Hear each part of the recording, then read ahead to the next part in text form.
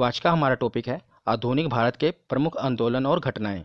मतलब कि 1885 से लेकर 1951 के बीच में जितने भी भारतीय राष्ट्रीय प्रमुख आंदोलन हुए हैं, घटनाएं हुई हैं, समझौते हुए हैं, सभी को मैंने एक ही वीडियो में कवर किया है।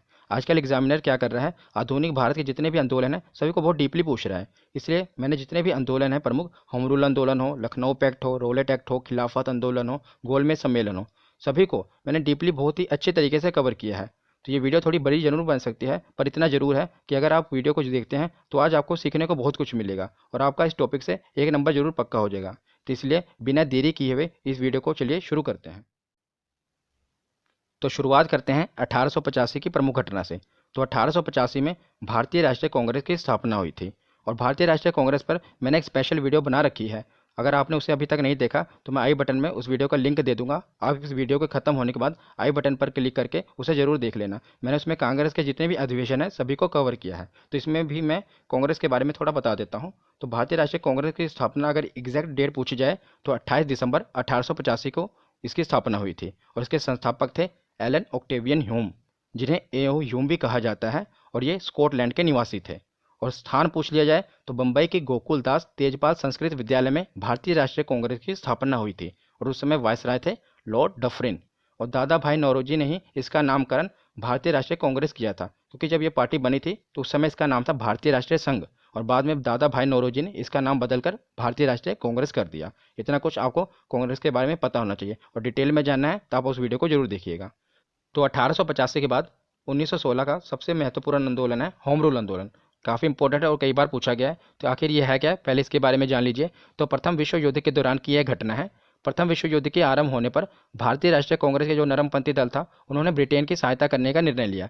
इसके पीछे ये कारण था कि अगर भारत ब्रिटेन का साथ देगा तब विश्व युद्ध के खत्म होने के बाद जो ब्रिटेन है भारत को आज़ाद कर देगा। परंतु जल्दी कांग्रेस को यह पता चल गया कि जो अंग्रेजी सरकार है ऐसा नहीं करेगी, तो उन्होंने इसी के बीच होम रूल आंदोलन शुरू कर दिया। तो होम रूल आंदोलन कहाँ से प्रभावित है, ये कई बार पूछा गया है। तो होम रूल आंदोलन जो है वो आयरलैंड के होम रूल आंदोलन से प्रभावित था और इसे दो लोगों ने शुरुआत की थी। सबसे पहले इसकी बाल गंगाधर तिलक ने और एनी बेसेंट ने। तो बाल गंगाधर तिलक ने इसकी शुरुआत पुणे के बेलगांव से की थी और एनी बेसेंट ने मद्रास से की थी। कई बार पूछा गया है कि बेलगांव से किसने शुरुआत की, तो बाल गंगाधर तिलक ने। इसे आप इजीली याद भी कर सकते हैं। देखिए बेलगांव और बाल, इसकी शुरुआत देखिए ना, बेल और बाल एक ही तरह से शुरू हो रहे हैं, तो इससे आप इसे याद रख सकते हैं इजीली।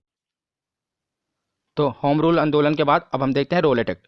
तो ये है घटना है 19 मार्च 1919 की। तो 1919 में तीन प्रमुख घटनाएं हुई थी और तीनों काफ़ी इंपॉर्टेंट है, कई बार पूछी गई हैं। पहला है रोलेट एक्ट, दूसरा आगे हम पढ़ेंगे जलियांवाला बाग हत्याकांड और तीसरा है खिलाफत आंदोलन। ये तीनों ही इंपॉर्टेंट है और हिस्ट्री बहुत ही मज़ेदार है। अगर आप इसे लिंक करके पढ़ेंगे तो आपको बहुत ही ईजी लगेगी।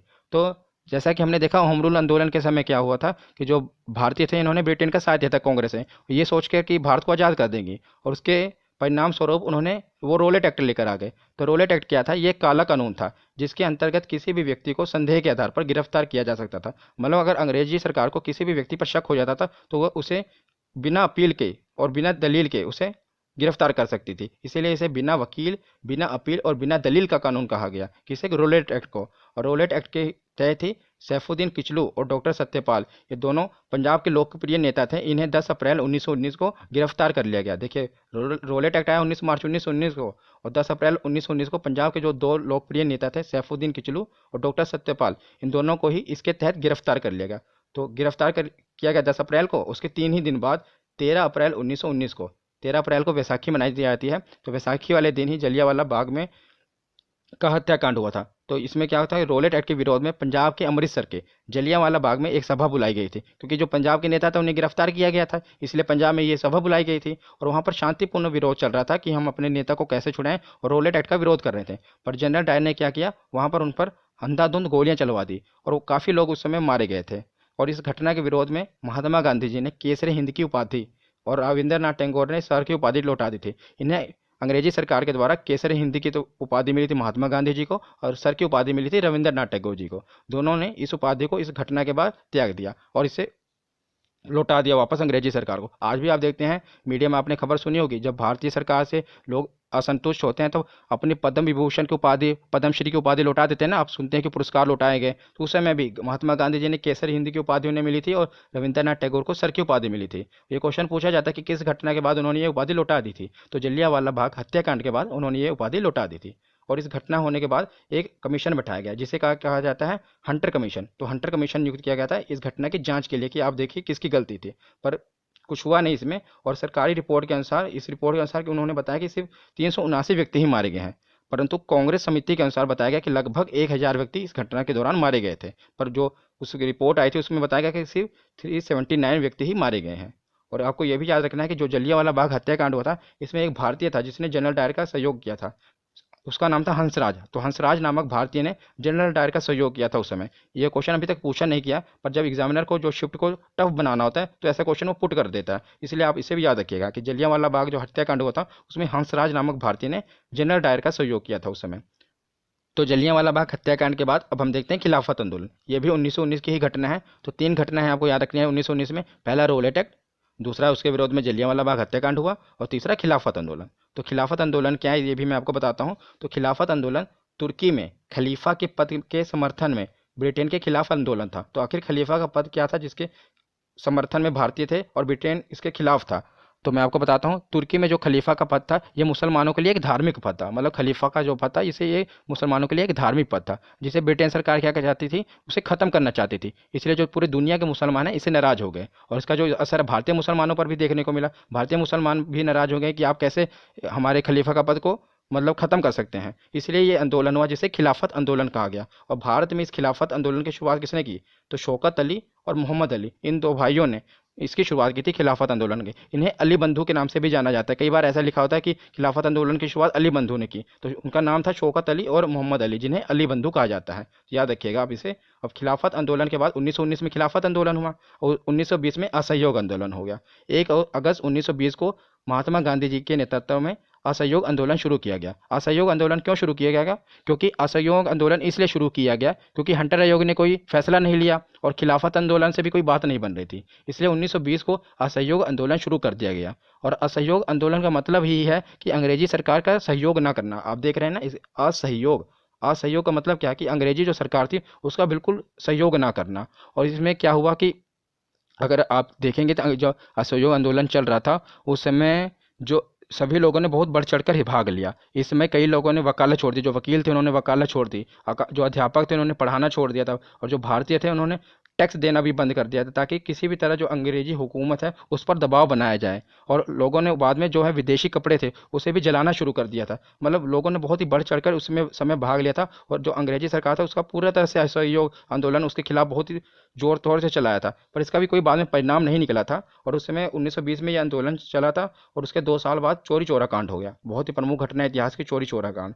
तो महात्मा गांधी जी के असहयोग आंदोलन के दौरान 4 फरवरी 1922 को कुछ लोगों की गुस्साई भीड़ ने क्या किया, गोरखपुर के एक थाना था चोरी चोरा, तो उसमें पुलिस थाने में आग लगा दी, जिसमें क्या हुआ 23 पुलिस वालों की मौत हो गई।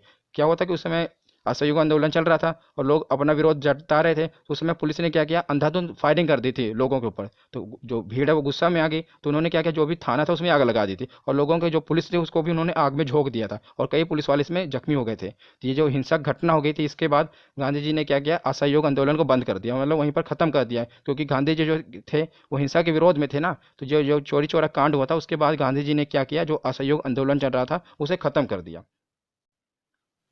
तो 1922 के बाद अब हम देखते हैं 1930 का सविनय अवज्ञा आंदोलन। इसके बीच में भी गांधी जी ने कई आंदोलन किए, पर मैंने उसको स्पेशल एक वीडियो में बता रखा है। गांधी जी से रिलेटेड जितने भी आंदोलन हैं सभी को मैंने उस वीडियो में बताया, छोटी सी वीडियो में। मैं आई बटन में उसका भी लिंक दे दूंगा, आप उसे जरूर देख लेना। इसमें मैं बस ये प्रमुख प्रमुख आंदोलन को ही कवर कर रहा हूँ। तो उसके बाद देखते हैं सविनय अवज्ञा आंदोलन को। तो सविनय अवज्ञा आंदोलन की शुरुआत हुई थी, गांधी जी ने की थी 12 मार्च 1930 को, और इसकी शुरुआत की थी दांडी मार्च से। तो ये आखिर आंदोलन गांधी जी को करना क्यों पड़ा, सविनय अवज्ञा आंदोलन? इसका आंदोलन इसलिए करना पड़ा कि गांधी जी ने क्या किया, 31 जनवरी 1930 को कुल 11 मांगे रखी थी, जिसे कहा जाता है 11 सूत्रीय मांग। ये काफ़ी इंपॉर्टेंट है, 11 सूत्रीय मांग। 11 मांगे थी उसमें, मैं आगे बताऊंगा कि वो कौन कौन सी 11 मांगे थी। तो वायसराय उस समय थे लॉर्ड इरविन, उनके सम्मुख क्या क्या गांधी जी ने 11 कुल मांगे रखी थी, और लॉर्ड इरविन ने क्या किया, उसे अस्वीकार कर दिया, मतलब उसे नहीं माना, जिसके परिणाम स्वरूप गांधी जी ने सविनय अवज्ञा आंदोलन को शुरू कर दिया और काफ़ी जोरों से इस आंदोलन को शुरू किया। तो सविनय अवज्ञा आंदोलन के दौरान ही गोलमेज सम्मेलन शुरू हो गया। 3 गोलमेज सम्मेलन हुए थे और काफ़ी इंपॉर्टेंट है, मोस्ट इंपॉर्टेंट। कई बार एग्जामिनर इनसे सवाल पूछता है और बहुत ही डीपली पूछता है, इसलिए मैंने बहुत ही अच्छे तरीके से इसे कवर किया है, ध्यान से सुनिएगा। तो 3 गोलमेज सम्मेलन हुए थे। पहला हुआ था 1930 को, दूसरा हुआ था 1931 को और तीसरा हुआ था 1932 को। तीनों लगातार हैं, इसलिए आपको याद करने में मुश्किल नहीं होगी। याद रखिएगा, सविनय अवज्ञा आंदोलन चल रहा था 1930 को, उसी दौरान गोलमेज सम्मेलन शुरू हो गया। तो आखिर ये गोलमेज सम्मेलन क्यों शुरू हुआ? तो सविनय अवज्ञा आंदोलन के खत्म करने के लिए अंग्रेजों ने सोचा कि क्यों ना महात्मा गांधी को लंदन बुलाया जाए और लंदन बुलाकर उन्हें कुछ प्रस्ताव दे उनके सामने रखे जाएं कि हम आपकी इतनी बातों को मान लेंगे और आप ये जो है सविनय अवज्ञा आंदोलन को खत्म कर दो। इसलिए लंदन में गोलमेज सम्मेलन को रखा गया। तो इसे आप जैसे नाम के देख रहे हैं गोलमेज, गोलमेज मतलब राउंड टेबल, तो इसे राउंड टेबल कॉन्फ्रेंस कहते हैं क्योंकि उस समय ये राउंड टेबल पर ही सम्मेलन हुआ था। आप इसका भी एक मतलब होता है, जैसे कि आप ये देख रहे हैं रेक्टेंगुलर टेबल, यहाँ पर जो व्यक्ति बैठता है वो क्या होता है, वो हेड होता है। घर का जो आप डाइनिंग टेबल भी देखेंगे कि जहाँ पर सब बैठकर रोटी खाते हैं, वहाँ पर भी आप इस चेयर पर किसको बैठाते हैं, घर के जो मुखिया होते हैं और बाकी फैमिली के मेंबर यहाँ पर बैठते हैं। पर जो राउंड टेबल होता है इसमें सभी बराबर हैं, कोई मुखिया नहीं, कोई बड़ा नहीं, कोई छोटा नहीं। अगर राउंड टेबल में मीटिंग हो रही है मतलब सबके बराबर हैं। तो अंग्रेज बहुत चालाक थे, ये दिखाना चाहते थे कि हम भारतीयों को बराबर अधिकार दे रहे हैं, राउंड टेबल मीटिंग रख रहे हैं, मतलब कोई बड़ा नहीं है कोई छोटा नहीं है, इसलिए उन्होंने गोल में सम्मेलन रखा है। इसका भी अपना मतलब एक मकसद था उस समय उनका। तो आपको ये भी याद रखना है कि जो तीनों गोल में सम्मेलन हुए थे एक ही जगह पर हुए थे, कहाँ पर, लंदन में हुए थे। और बाबा साहब भीमराव अंबेडकर जी ने तीनों गोलमेज सम्मेलन में भाग लिया था। और भी कई लोगों ने लिया था, पर हरदम एग्जाम में यही पूछा जाएगा और ऑप्शन में आपको बाबा साहब भीमराव अंबेडकर ही दिया होगा, इसलिए याद रखिएगा भीमराव अंबेडकर जी ने तीनों गोलमेज सम्मेलन में भाग लिया था। और जो तीनों गोलमेज सम्मेलन थे उस समय इंग्लैंड का एक ही प्रधानमंत्री था जिसका नाम था रैमजे मैकडोनाल्ड। याद रखिएगा कौन, रैमजे मैकडोनाल्ड। तो तीनों गोलमेज सम्मेलन कहाँ हुए थे, लंदन में हुए थे। भीमराव अंबेडकर जी तीनों में भाग लिया था और उस समय प्रधानमंत्री थे रैमजे मैकडोनाल्ड। तो अब देखते हैं पहला गोलमेज सम्मेलन। तो पहला गोलमेज सम्मेलन हुआ था 12 नवंबर 1930 को। आपको बस 1930 याद रखना है, डेट आपको नहीं याद रखनी। और ये कहाँ पर हुआ था, तो सेंट जेम्स पैलेस जो कि लंदन में है, वहीं पर पहला गोलमेज सम्मेलन हुआ था। और उस समय वायसराय कौन थे, तो लॉर्ड इरविन वायसराय थे उस समय। और भारतीय राष्ट्रीय कांग्रेस और महात्मा गांधी जी ने इसमें भाग नहीं लिया था क्योंकि 1930 में क्या चल रहा था, सविनय अवज्ञा आंदोलन चल रहा था, सभी अंग्रेजों के विरोध थे, तो कैसे उसमें भाग लेंगे। इसलिए कांग्रेस ने और महात्मा गांधी जी ने इसमें भाग नहीं लिया था। और भाग किसने लिया था, तो मुस्लिम लीग के नेता मोहम्मद अली जिन्ना, आगा खां और मोहम्मद अली, इन तीनों ने उसमें भाग लिया था। तो पूछा जाता है कि मुस्लिम लीग के किस नेता ने भाग लिया था, तो ऑप्शन में दिया होगा, तो आपको याद रखिएगा मोहम्मद अली जिन्ना, आगा खां और मोहम्मद अली, इन्होंने उसमें भाग लिया था। और दलित वर्ग के नेता बाबा साहब भीमराव अंबेडकर जी ने भी इसमें भाग लिया था, क्योंकि मैंने शुरुआत में ही आपको बताया ना कि बाबा साहब भीमराव अंबेडकर ने तीनों गोलमेज सम्मेलन में भाग लिया था, तो इस समय भी वो दलित वर्ग के नेता के रूप में गए थे वहाँ पर। तो बाबा साहब भीमराव अंबेडकर ने भाग लिया था इसमें, याद रखिएगा। पर कांग्रेस और महात्मा गांधी ने भाग नहीं लिया।